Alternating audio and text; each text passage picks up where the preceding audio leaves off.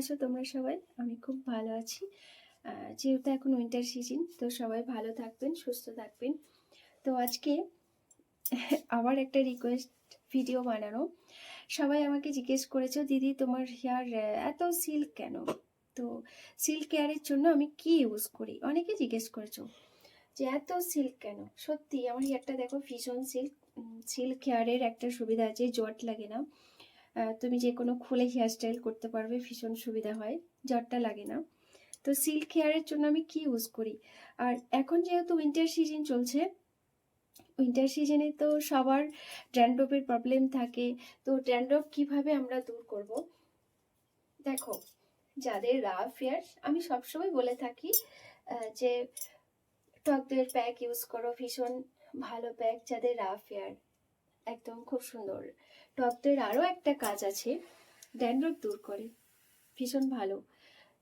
এই প্যাকগুলো ইউজ করতে থাকো। উইন্টার সিজন ভীষণ কষ্ট, কিন্তু যেহেতু চুলের জন্য তো এইটুকু কষ্ট করতেই হবে না, না হলে তো আর কি হবে বলো।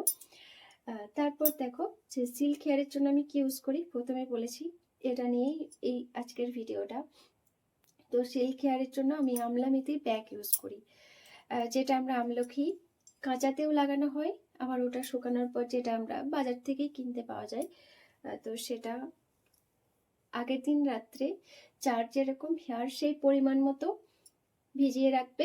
তো তার পরের দিন আমলা আর মেথি, মেথি তো আমরা সবাই জানি ওটা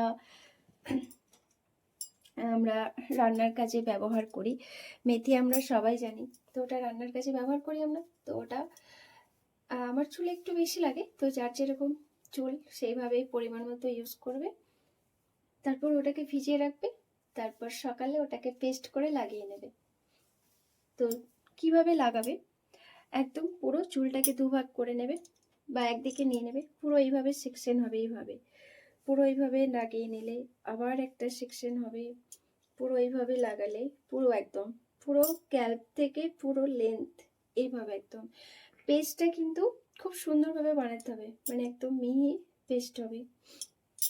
তো ওটা 1-2 ঘন্টা লাগিয়ে রাখো, তারপর ওয়াশ করে নাও শ্যাম্পু কন্ডিশনার দিয়ে, তারপর রেজাল্ট দেখো, পার্থক্যটা তোমরাই বুঝতে পারবে, আমাকে কিছু বলতে হবে না।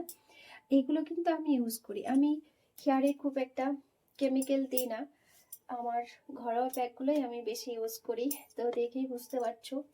আর এগুলো আমি ভিডিও আপলোড করেছি, তোমাদের যদি বুঝতে অসুবিধা হয় তোমরা আমার চ্যানেলে গিয়ে ভিডিওটা একবার দেখে আসো, একটু নিচের দিকে আছে, তো একটু নিচের দিকে গিয়ে দেখে আসো, এই আমলা মেথির প্যাক লাগানোর ভিডিও আপলোড আছে।